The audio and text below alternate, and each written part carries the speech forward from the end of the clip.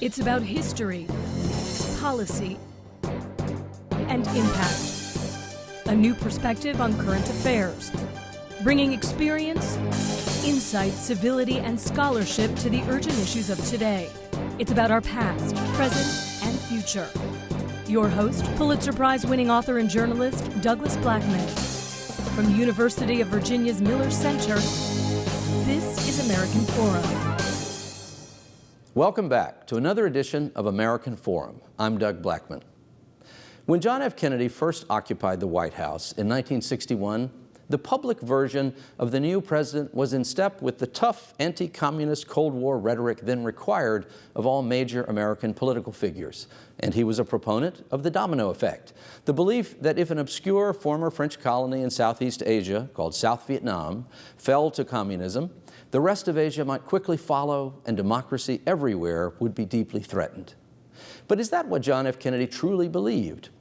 Historians have debated this for 50 years, and if Kennedy had not been assassinated in November 1963, at a time when fewer than 17,000 U.S. military personnel were on the ground in Vietnam, would he have pursued the same massive military escalation undertaken by his successor, Lyndon B. Johnson, a strategy leading ultimately to the commitment of nearly 3 million American soldiers, almost 60,000 U.S. deaths, 300,000 wounded, and a true turning point in American history? Clues to the answers to that riddle may finally be emerging from a trove of long secret Oval Office tape recordings, some of which were released just last year. In those recordings, the actual words of President Kennedy and those surrounding him suggest a deeply conflicted view of Vietnam and a profound fear that the conflict there could grow and transform in dangerous and unpredictable ways. In today's American Forum, you will hear President Kennedy himself contemplating the looming Vietnam War in ways that were less about defeating communism on the battlefield and perhaps more about finding a time and a way to get out. At a time when President Barack Obama faces similar questions of military engagement in a different, distant, and inscrutable terrain, these conversations between John F. Kennedy and his advisors sound strikingly familiar. Joining us to discuss his new findings in these recordings is Marc Selverstone, an associate professor at the University of Virginia and chair of the Presidential Recordings Program at the Miller Center. He is currently working on a book entitled The Kennedy Withdrawal, Camelot, and the American Commitment to Vietnam.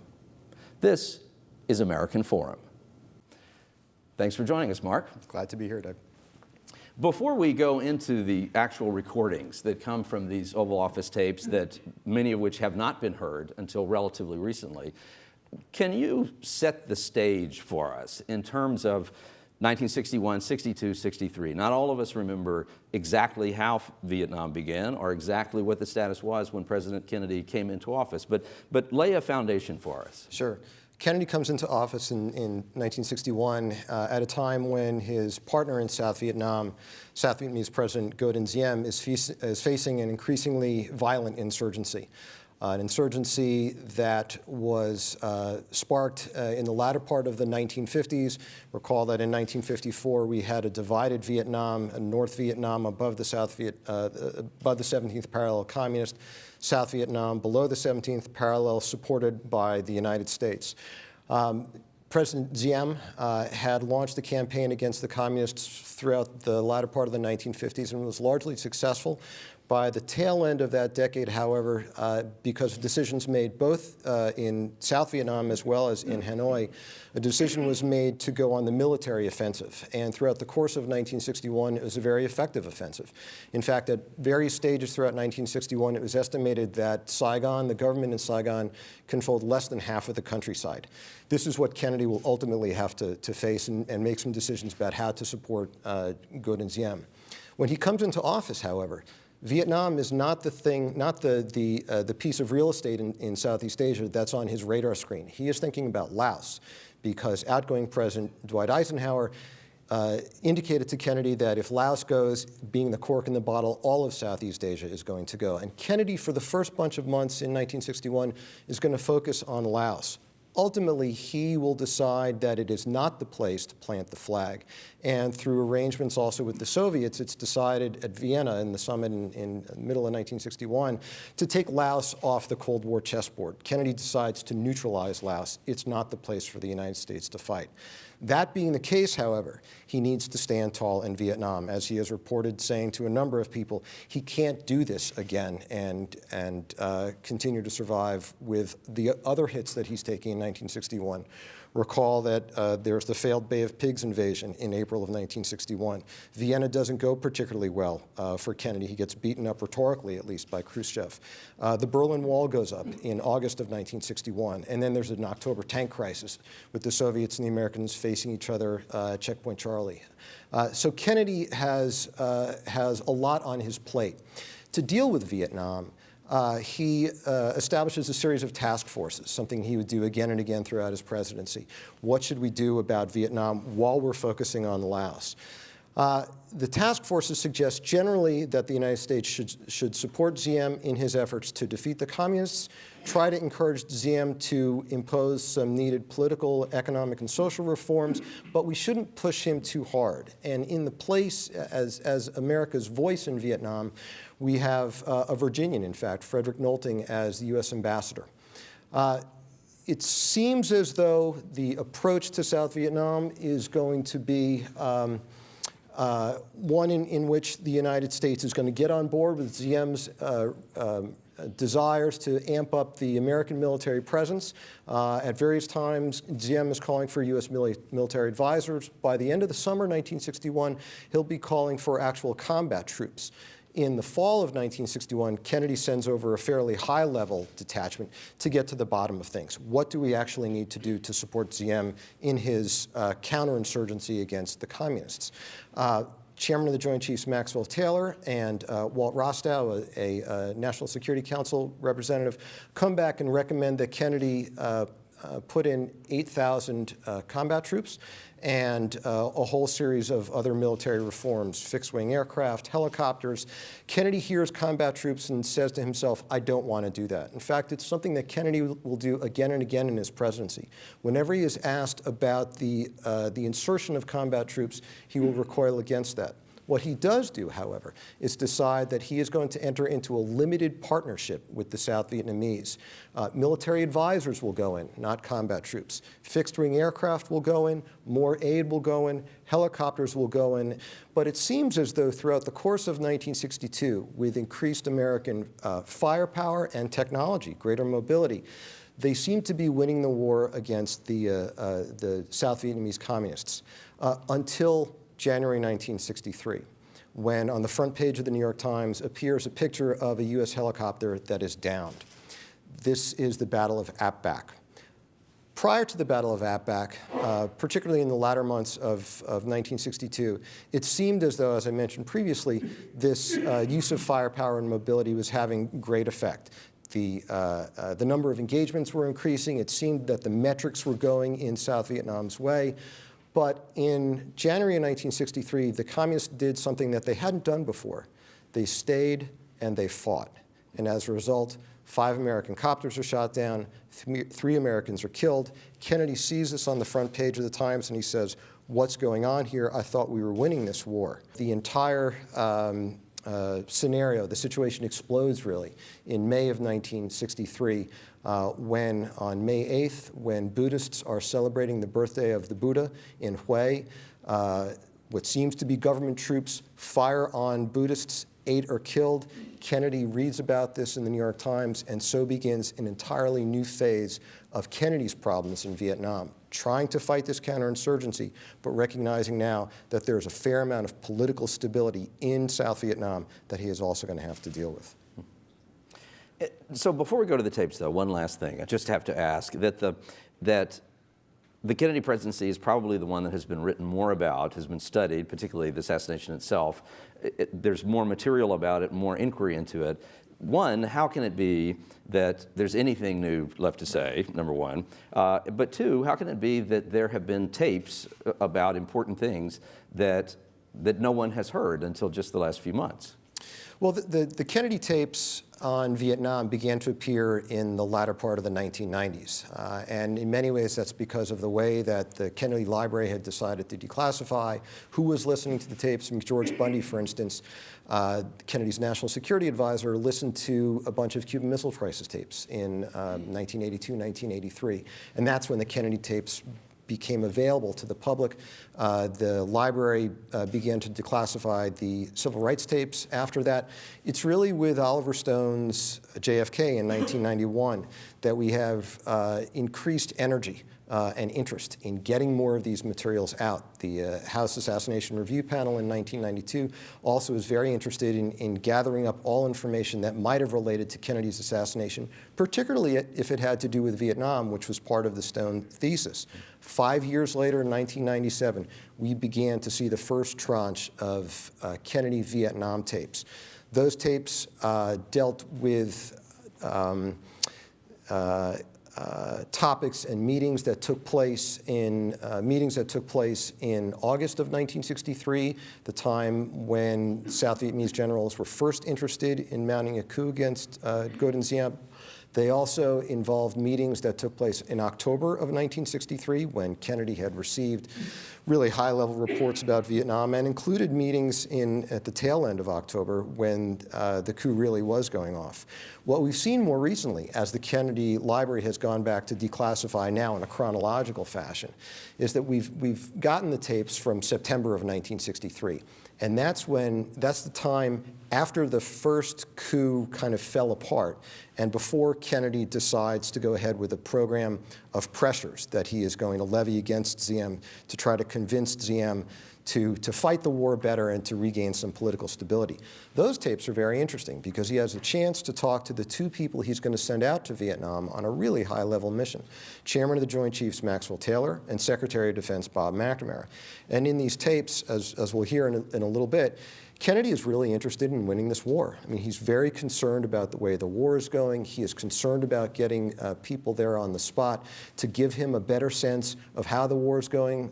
He continues to get conflicting reports from State Department people, military people, about the war going well, perhaps in the countryside, but not in the cities.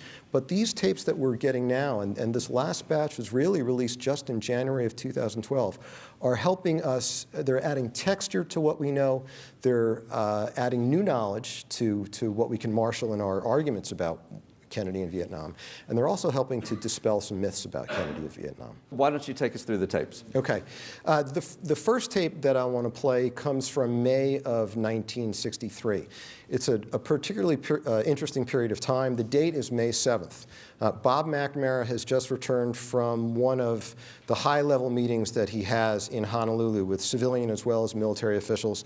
These meetings had taken place from the middle of 1961 straight through 62 and into 63. They were particularly helpful after the United States beefed up. Project Beef Up was the name given actually to the United States' decision to ramp up its engagement in Vietnam with military advisors. They talk about how to prosecute the war, what sectors in Vietnam to focus on. This particular meeting in May of 1963 allows McNamara to tell military officials that the plan that they had discussed in July of 1962 to get the United States perhaps out of Vietnam by 1965, plans for doing so needed to be speeded up, and perhaps to kickstart the entire process, we may need to look into removing 1,000 military personnel, U.S. military personnel, by the end of 1963. It's a plan that's actually floated by the British in April of 1962, only 2 months after the United States has gone into Vietnam in a larger way. And it percolates around the Pentagon for a while. Sir Robert Thompson, the British counterinsurgency specialist, is a proponent of it. He meets with various people. There doesn't seem to be a whole lot of interest on America's part in activating this plan. But as we'll hear in this clip, McNamara brings it up with Kennedy, and it's important to listen to how Kennedy responds to it. Is this a good idea to try to get Americans out in this calendar year 1963? Under what conditions should we be looking to get Americans out of Vietnam? If you saw the weapons that they're using, the ammunition they're using, I think you'd agree that most of the effort is indigenous. communist, Chinese communist mortar shells in over the border, but not very many. And they're still using literally handmade weapons. We've captured 3 what they call arms factories in South Vietnam, which are simply hand-operated lathes that shape pipe to be used for gun barrels and things of that kind. So most of the effort, most of the recruiting, and most of the material is coming from South Vietnam. Some of the material from Cambodia. They buy sulfur and miscellaneous chemicals for use in making powder from Cambodia, for example. But in any case, I believe that we will be able to get it under control. It may take 2 years or 3 years possibly, but we should now be looking to the time when we'll have a normal military program there. Instead, they're proposing fantastic military assistance programs. I think we ought to take 75 to 100 million out of the 65, 66, 67 military assistance programs they're talking about, and be looking to a normal relationship so we don't build up another Korea. When I look at what's happened to Korea in the way of U.S. aid and how difficult it's going to be to scale that aid down, we certainly don't want to let another Korea develop in South Vietnam, and we're well on the way to doing that. So this was one of my major points of yesterday. And secondly, I think that, as I mentioned before, that both for domestic political purposes and also because of the psychological effect it would have in South Vietnam, we ought to think about the possibility of bringing 1,000 men home by the end of the year. I've asked them to lay out that plan without, at the present time, making any decision to put it into effect. If it isn't in very good shape, you don't want to make it. Absolutely not. It would be have a negative influence. But on the other hand, if we've had 2 or 3 victories, this would be just exactly the shot in the arm we ought to have. So they're going to do that. So this tape became available in 2005, and some of the other tapes that I'm going to play became available in 1997. These other tapes can be read in a couple of different ways, as perhaps Kennedy thinking that it wouldn't be such a good idea to bug out of Vietnam under adverse military conditions. On the face of it, that's what they seem to suggest. Other people, various scholars have suggested that what's going on in those conversations is actually some kind of political theater. Kennedy kind of feigning his lack of interest in getting out, letting Bob McNamara make the case, because really, behind the scenes, Kennedy and McNamara have decided, between the 2 of them, that the United States is getting out of Vietnam, but Kennedy can't be seen as pushing that too hard with his advisors. Now, that's a meeting that takes place, as we'll hear in a little bit, with a lot of advisors around. This is a meeting that takes place just between Kennedy and McNamara. It's private. We would think that if the 2 of them are cooking up some kind of a ruse, we probably hear about it in this exchange. We don't. In fact, what we hear, I think, is just the opposite. Kennedy is suggesting that if things aren't going so well, we don't want to pull Americans out of Vietnam. That's not going to be good for us domestically, for political reasons, and it probably also won't be good for morale in South Vietnam. So for an understanding about what Kennedy's ultimate intentions were, what did he want to do, I think this is a particularly important conversation. Because it's private. Because it's private, because it's the first time that Kennedy and McNamara are actually talking about these matters, because McNamara suggests, as I'd mentioned before, we might want to pull out these 1,000 men. He doesn't betray how Kennedy had responded to that. And I should note that we don't have a lot in Kennedy's hand about this. We know that Kennedy in April of 1962 had talked about trying to seize on a favorable moment to reduce our profile in Vietnam. But beyond that, there's really nothing more. The Pentagon Papers indicate that at the president's behest, McNamara was to design a program to get the United States out of Vietnam. We know, as a result of textual documents that became available really in 1991 through the publication of the Foreign Relations of the United States series, that's in fact what happened. McNamara actually did begin planning to get the United States out. But what did it mean? How serious was it? Was it something that Kennedy was really pushing? Was it something that he turned over to McNamara? How committed to it was he? And that's what we're hoping that these tapes can help us with. By the way, why was the president making these recordings at all, and did he make any use of them? He made these recordings, we think, because, as a historian himself, he was thinking about using them to write his memoirs later on.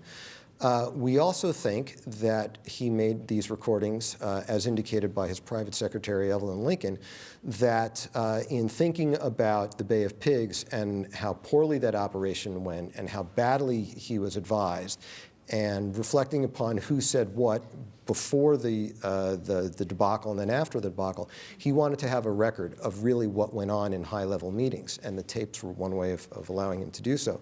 There's a third possibility, however, that Kennedy in the summer of 1962, and the first tape was made on July 30, 1962. Before that, Kennedy had finished reading Barbara Tuchman's The Guns of August, the story about how the great powers fell into war in 1914, a month or so after which people wondered how that had ever happened in the first place. Kennedy likely did not want to be in that situation again, and perhaps he could use the tapes in real time to examine his reasoning. Now, there's no indication that he used the tapes for policy purposes, that he had a chance to transcribe them and listen to them as he went into engaging in some other concern. But there are indications that the tapes were transcribed in the summer of 1963, perhaps for Kennedy to use as part of the campaign in the election season of 1964. And we know that Bobby Kennedy used the tapes in his writing of 13 Days. The next cut pushes us farther along in the story. So we go from May of 1963 now to August of 1963. In between, we have the mushrooming of the Buddhist crisis that really explodes first on May 8th with the firing into this crowd in Hue with 8 Buddhists being killed. Efforts on the part of Buddhists and the Diem government to effect some kind of a reconciliation, but are really an indication that the Buddhists were feeling their political oats. For quite a while, the Buddhists had felt that that Vietnam itself had kind of lost its way as it kind of reeled from its Buddhist heritage. Ngo Dinh being a Catholic, many Buddhists felt that a greater imprint of Buddhism on Vietnamese society would bring back to Vietnam this government of virtue that they were looking for. So through the spring and summer months of 1963, there is increasing agitation on the part of the Buddhists to encourage the Diem government to accede to their requests, to allow them to fly their flag. Previously, they had been denied that opportunity when the Catholics had been able to fly the papal flag, to bring more Buddhists into the government and into higher positions in the military as well. With those demands not being recognized by the Diem, a Buddhist monk on June 11th, 1963, went into a square in Saigon, was doused with gasoline by aides, and then lit himself on fire. The picture of that monk engaging in that self-immolation appeared again on the front page of the New York Times. Kennedy looks at it and wonders, who are the Buddhists and what's going on here? And so begins what I think really is the terminal phase of the Diem government. Because from that point forward, we see more efforts on the part of South Vietnamese figures, particularly generals, begin to approach American representatives in Vietnam about U.S. interest in sponsoring or participating in some way in a change of government. Those conversations take place throughout the rest of July and into August. By the third week of August, the Buddhist demonstrations had grown so large that Ngo Dinh Nhu, Diem's brother and political counselor, had decided, in many ways, pushed President Diem into doing it, to declaring martial law throughout the country, and also to raiding the pagodas, which were the centers of political resistance in Vietnam. That was the final straw for the generals. And very quickly, they send a message through channels back to Washington. We are going to go. What's the United States position? Will you back us if we look to unseat Diem and Nhu as well? And that sets in train a whole series of events that culminates first on August 24th with a memorandum being sent from Washington to newly installed American Ambassador Henry Cabot Lodge to indicate to Lodge that he is to suggest to these coup plotters that the United States will be with them if need be. Now, it's a cable that's written by a National Security Council official, Michael Forrestal, by a State Department official, Assistant Secretary of State for Far Eastern Affairs, Roger Hilsman. And what they are essentially doing on a Saturday, no less, and we'll hear why that's important later on, is pushing the United States government in a particular policy direction that hasn't necessarily been vetted by the highest levels of Kennedy's staff. Kennedy gets the contents of this memo, He's up in Hyannisport. It's not clear whether he really understands what's going on. The contents of the memo are read to the number 2 person at the Defense Department. McNamara doesn't hear about it. Maxwell Taylor, the Joint Chiefs, it doesn't go through him. It goes from these comparatively lower level officials out to lodge, the United States will back you in this coup. So this is the stage for the next series of clips that we're going to hear. Kennedy comes back into office on the 26th. It's a Monday. McNamara, Taylor, they're with them. The question is, what's going on here? Is this really the American government position, or was there an end run performed by a set of officials who have been anti-Diem for quite a while? Hilsman and Forrestal, along with Averell Harriman in the State Department, have all been anti-Diem, thinking that he's really not the guy that should be carrying America's water out there in South Vietnam.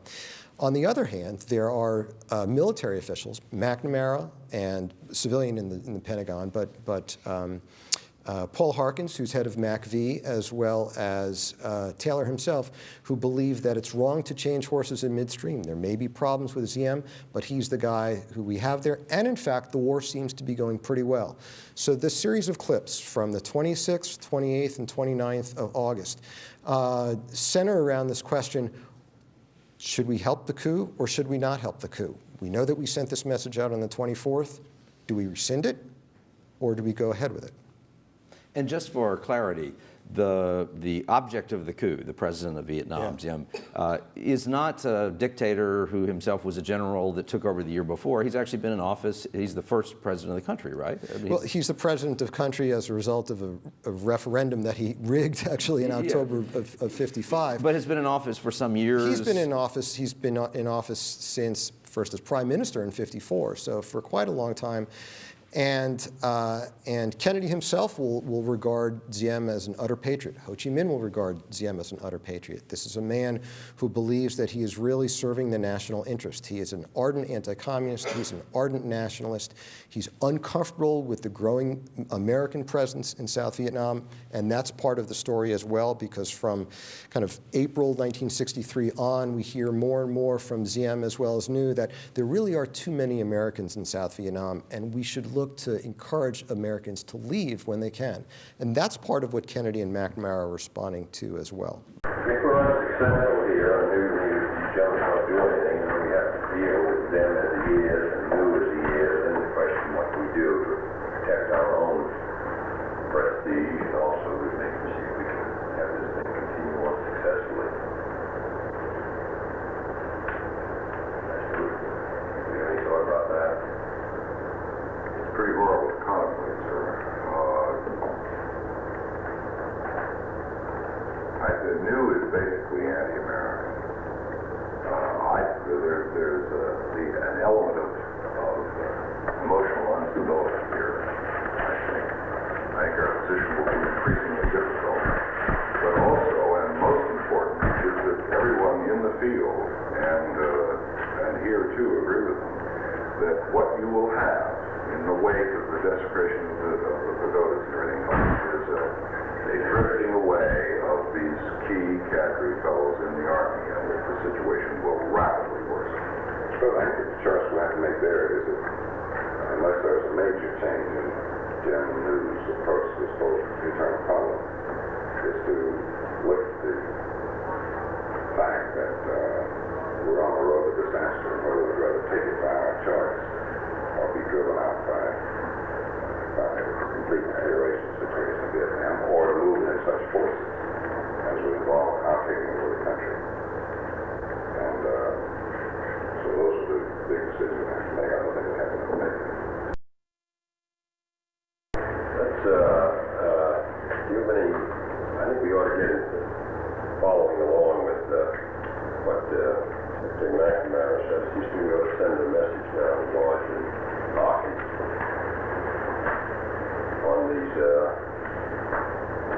I don't think we ought to let the coup, maybe they know about it, maybe the general's going to have to run out of the country, maybe we're going to have to help him get out, but still, it's not good enough reason to go ahead if we don't think the prospects are good enough. I don't think we're in that deep, and I'm not sure the general will. They could probably belly aching for months, so that I don't know whether they're funding them really up to here.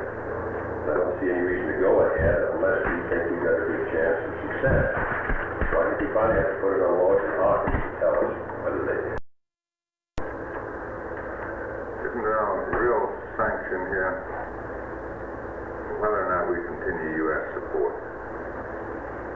And it would seem to me one way of posing this question is whether we should tell Siam, or alternatively the generals, that we could not continue U.S. support except under certain modified, different circumstances of government.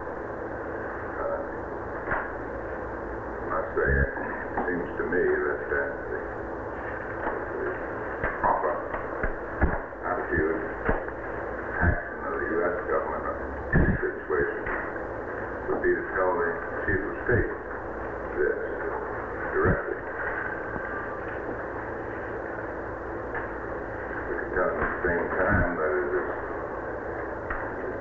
which won't be news to him, that the majority of the military leaders feel the same way. And ask him what he wants.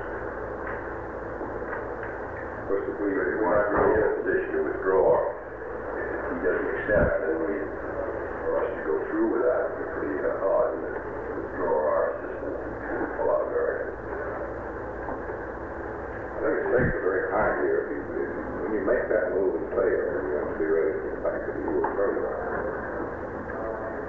So when Kennedy speaks about withdrawing in this context, it's really interesting because previously in these conversations, when he's talking about withdrawing Americans, he's largely talking about evacuating Americans. What if the coup goes off and all the Americans in Saigon are caught in the crossfire? That is a disaster from our perspective. And as scholars have listened to these, and these tapes did come out in '97, they've largely focused on withdrawal as evacuation. In this case, however, Kennedy seems to be talking about withdrawal in responding to Fritz Nolting's question, Fritz Nolting actually being a former director of the Miller Center. Kennedy seems to be taking the bait a little bit, as he would from time to time, should we pull Americans out of Vietnam altogether? And he'll be able to engage that later on. But we also hear Dean Rusk in these conversations kind of asking the big question. And I think Rusk, for scholars, has not come off terribly well in the Vietnam story. But I think Rusk helps to frame these questions terribly well. What are we doing here? Are we going to stick it out no matter what? Are we going to send in American combat troops? We're on the road to disaster. Rusk will frame the problem in ways that are perhaps starker than other people will frame it. And this haunting line about the possibility that we'll end up having to take over the country. Yes, and that is a great fear, and others speculate as well. But Kennedy, we think, is, and I would say scholars largely are convinced that he would never do something like that. He's never going to really take over the country in a way that would render it some kind of an occupied territory. Kennedy was on record really from 1951 when he visited Vietnam with his brother and sister as somebody who's campaigning for the Senate. He took a world tour. Kennedy recognized how powerful the forces of nationalism really were. And that's an interesting part of the Kennedy story, because here's a guy who recognizes that nationalism, this desire for people to run their own affairs, to throw off the yoke of colonialism, which the Vietnamese certainly had done in north of the 17th parallel eventually. After Kennedy is on record talking about the importance of nationalism throughout the latter part of the 1950s, and as he makes his run for the presidency, he will stop talking about that and start talking more about the importance of the United States staying in Vietnam. Yes, nationalism is terribly important, but it's also important that we make sure that Vietnam remain a bastion, or South Vietnam remain a bastion of anti-communism. So our challenge as scholars is to really try to square the circle here. How do we understand this very smart, sophisticated thinker who recognizes the direction in macro ways that history is going, but yet at the same time is committed to planting the American flag and making sure that anti-communism is stamped out, when anti-communism oftentimes in the Asian theater dovetailed with nationalism? We'll move on to a third clip now. So the past couple of segments took us through basically the end of August and the first coup. The first coup falls apart on August 31st for a variety of reasons. The generals get cold feet. Kennedy decides to send out a fact-finding team, a State Department member, a member of the military, to get to the bottom of what's really going on in Vietnam. He hears reports that the war is going well. It's not going so well. And what happens is he gets, not surprisingly, again, contradictory reports, which leads Kennedy to utter the famous line, "You two went to the same country, did you?" And for the first time, as a result of the new release in January of 12, we have that on tape. So previously, we only had that as a memcon existing in the textual documents. We can now actually hear Kennedy uttering those words. It's slightly different than we heard previously, but he's perplexed. He doesn't know what to make of the fact that from his military representative, Victor Krulak, he says the war is essentially going very well. From the State Department official, Joe Mendenhall, it's not going well at all. And in fact, a third official who deals with rural affairs comes in and supports what Mendenhall has to say. In some respects, the war seems to be okay, but largely we're getting chewed up, and the Strategic Hamlet program is a mess. And the United States really needs to change its entire terms. We need to send out somebody as a personal representative who knows Godin Ziem, who can talk to him about making the necessary reforms. That person that Rufus Phillips has in mind is Ed Lansdale, the mythical counterinsurgency specialist who had been so successful in the Philippines in the latter part of the 1940s and early 1950s. But as a result of this Krulak-Mendenhall mission, Kennedy once again is wondering, where do I go? What's really the case in South Vietnam? And so Kennedy decides once again to send out, perhaps this time, the A-team on a fact-finding mission. Chairman of the Joint Chiefs, Maxwell Taylor, and Secretary of Defense, Bob McNamara.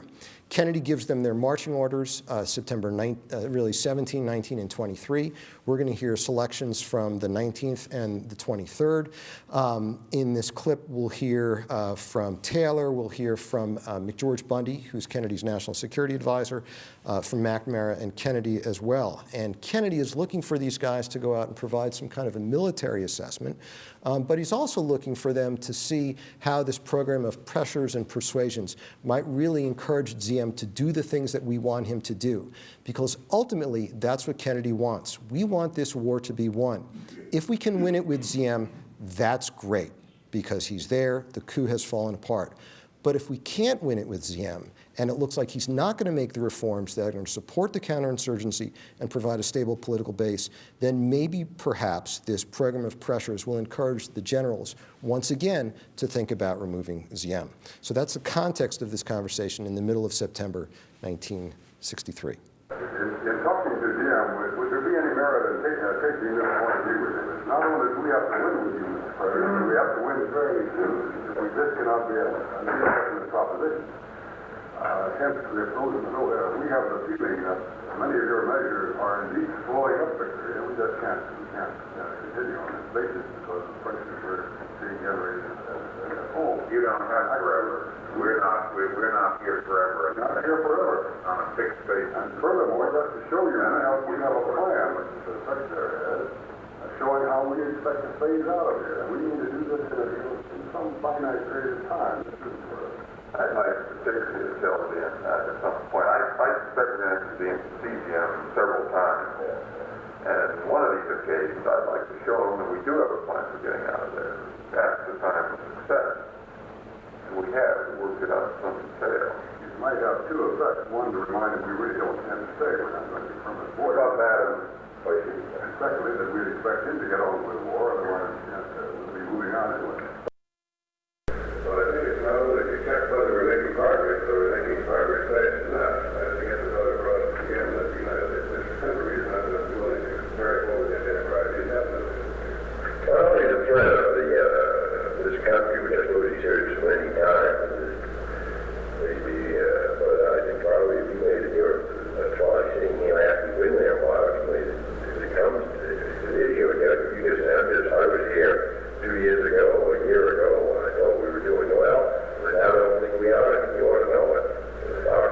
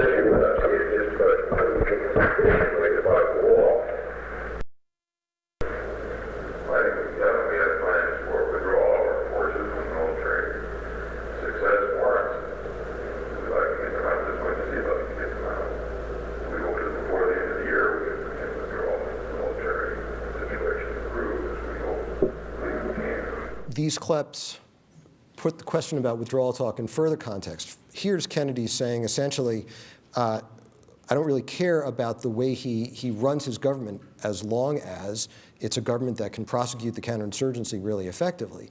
And in order to encourage ZM to do that, we need to let him know that we're not here forever, as he hears from Taylor in particular. There's an end date to American participation in Vietnam. And that is absolutely what he's going to hear from McNamara and Taylor when they get back from Vietnam at the tail end of September, early October 1963. Taylor and McNamara come to Kennedy on October 2nd, really the day that they arrive. And they present Kennedy with this plan of the kinds of things that they're suggesting we might do to encourage ZM to prosecute the war better, based upon this program of pressures and constraints and persuasion in mid-September. But now also it's a formal presentation of the plan to get the United States out of Vietnam by the end of 1965. And Kennedy engages with that. Does this really make sense for us? What about this withdrawal date? Is it really smart for us to think about a specified date? And in the clip that we're going to hear in a second, we hear them talking about a couple of dimensions of that. First is the 1,000 withdrawal, which McNamara had alluded to earlier. Kennedy is going to wonder whether or not it still makes sense to talk publicly about getting 1,000 troops out. But then broadly on this 65, what does it do if we establish an end date? What's the impact that that's going to have on our allies, on our adversaries, and perhaps even on America's standing in the world? So in the clip that we'll hear now from October 2nd, Kennedy is going to hear from McNamara, and listen to the emotion in McNamara's voice. We knew that this plan was in the works, but until we had the tapes, we didn't have the texture of it. And you can hear McNamara in a plaintive way really saying, we need a way to get out of Vietnam. And Kennedy, we have to decide, is his skepticism genuine, or is he play acting here? So they'll run through a series of conversations. Again, this is a couple of edits from two conversations that they have that day in the morning and in the afternoon. But I just wanted to highlight another name that gets mentioned in this, Bill Fulbright, chairman of the Senate Foreign Relations Committee, somebody who's concerned about the growing American presence in South Vietnam. In this clip, we'll hear from Kennedy, McNamara, Bundy, and Taylor. You think this 1,000 reduction can really, is that going to be an assumption that it's going well, that it doesn't go well? No, sir.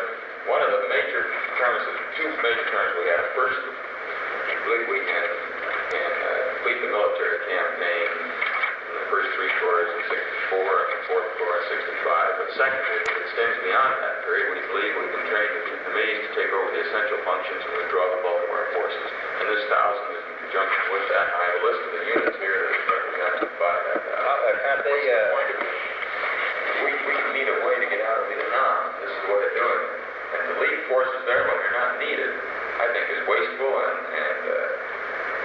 complicates both their problems and ours.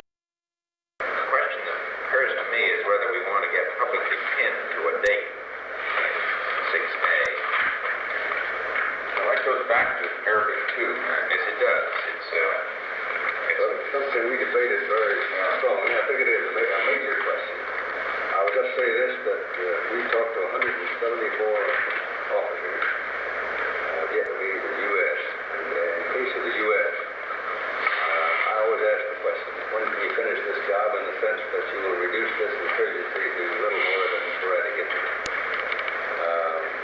Inevitably, except from the Delta, they would say 64 would be ample time. I realize that's not necessarily, assuming no major new factors entering into this week.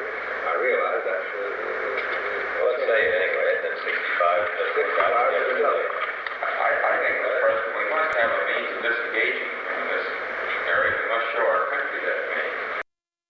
My own reservation about it is that it commits us to a kind of, if the war doesn't continue to go well, it looks like we were overly optimistic, and I'm not sure I'd like to know what benefit we get out of this time announcing 1,000. Mr. President, we have the 1,000 split by units so that if the war doesn't go well, we can say these 1,000 would not have influenced the course of action. And the advantage of taking them out is that we can say to the Congress and the people that we do have a plan for reducing the exposure of U.S. combat personnel to the guerrilla actions in South Vietnam. Actions of the people of South Vietnam should gradually develop a capability to suppress themselves. And I think this will be of great value to us in meeting the very strong views of Fulbright and others that we're bogged down and Nation will be there for decades. So there's this domestic political component at work, which I think is important, and it runs through all these tapes. But I think also we now can understand this particular clip in a slightly different context because of that May 7th clip. Previously, this tape, again, had come out in '97, and it allowed some people to speculate about Kennedy's sincerity. Did he really mean his effort to kind of feign indifference, or you know, is 65 will get a new date? It's kind of flippant in many ways. Is he really covering? Does secretly he really believe that we're getting out no matter what? And some scholars have argued that because of the great disparity in what Kennedy was saying publicly as well as privately. I think with the May 7th conversation between just McNamara and Kennedy, we can now look at this October 2nd conversation and say the guy was probably sincere and genuine in his belief that you know, we'll get out of Vietnam, but we'll do it only under kind of propitious military circumstances. But what are we to make of the end of the previous clip where Kennedy is talking about the moral question and essentially removing himself from a moral judgment on how the government of South Vietnam is operating? I mean, what does that tell us about Kennedy's perspective? I think he was concerned with what works. I think he was a real pragmatist, and he understood that international relations was messy, and the Cold War was at times a dirty business. We know that his administration was engaged in some dirty business in Cuba, and that this is simply part of the way that the game was played. Throughout the course of 1963, there are cases where the Kennedy administration is supportive of efforts to undermine other leaders of countries that might look like they may go in a hard left direction. So it's not surprising necessarily, but to hear him say it with such force in his voice is, I think, perhaps a little bit arresting. It's clear, though, that what he is interested in is making sure that we get a government in there that's going to prosecute this war effectively. And it's a much more practical and less lofty version of what he said in his inauguration speech when he came in, of we'll pay any price, essentially we'll do anything to preserve freedom in the world, which sounded rather ethereal in the inauguration speech, but the nitty-gritty of we have to do whatever we have to do. Right, and he's not saying, look, I'm going to allow our allies to do whatever they want to do to preserve liberty as well. But there are cases where Kennedy and his advisors talk about kind of good and bad authoritarian governments, that there are ways to handle these things so that for public consumption, it's easier for the United States and particularly for Congress to get behind. Last clip, which is perhaps one of the most arresting of all, comes from November 4th, 1963. It's the Monday after the coup in South Vietnam.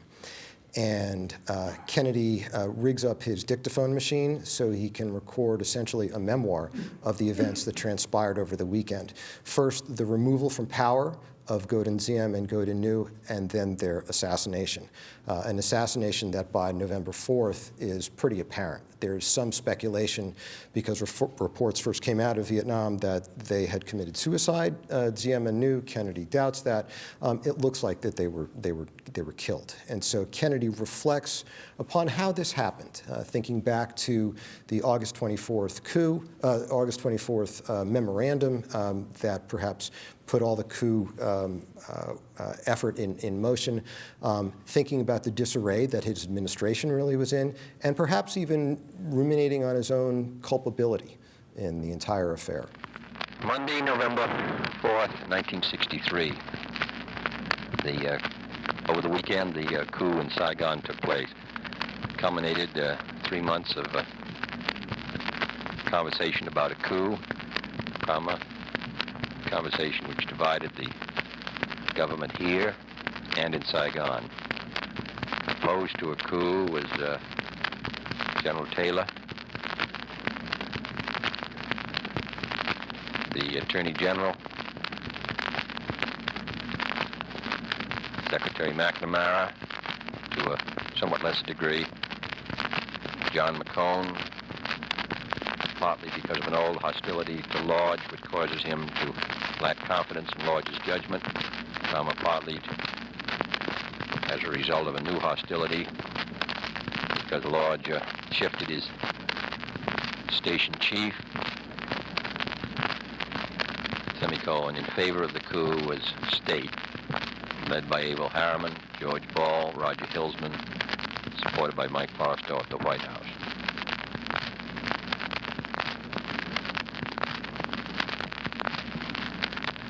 I feel that we must bear a good deal of responsibility for it, beginning with our cable of early August in which we suggested the coup. Period, in my judgment, that wire was badly drafted. It should never have been sent on a Saturday.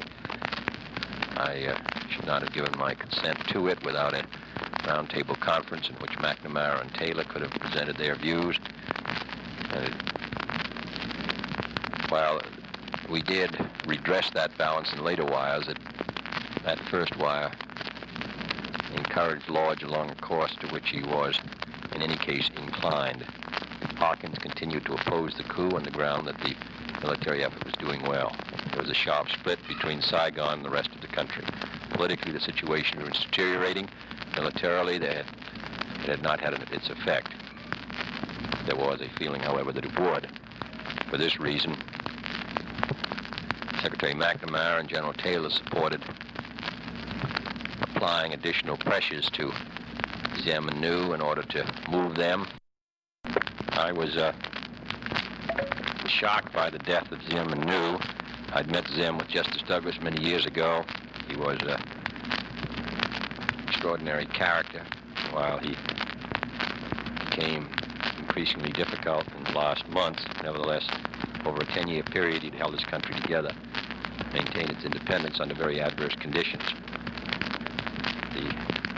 The way he was killed made it particularly abhorrent. The question now is whether the generals can stay together and build a stable government, or whether Saigon will turn on public opinion in Saigon, the intellectuals, students, etc., will turn on this government as repressive and undemocratic in the not-too-distant future. Dramatic. Very. Unfortunately, we're almost out of time. Yeah. But so after all these tapes, how many hours of these tapes have you listened to, Mark? Oh, I really don't know. I don't keep a clicker going. No, not thousands. There are only 5,000 all told, including the 3,800 hours of Nixon tapes. There are 260 hours of Kennedy tapes. We have 248 meeting, 12 hours of telephone tapes. And there's really nothing on Vietnam of substance at all on the telephone.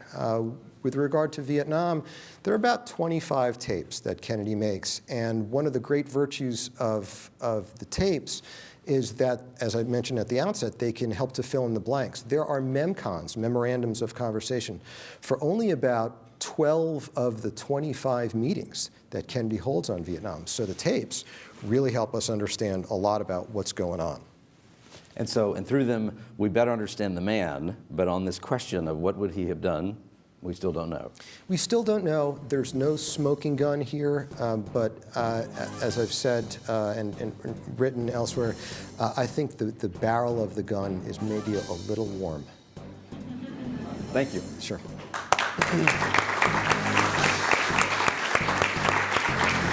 That's great.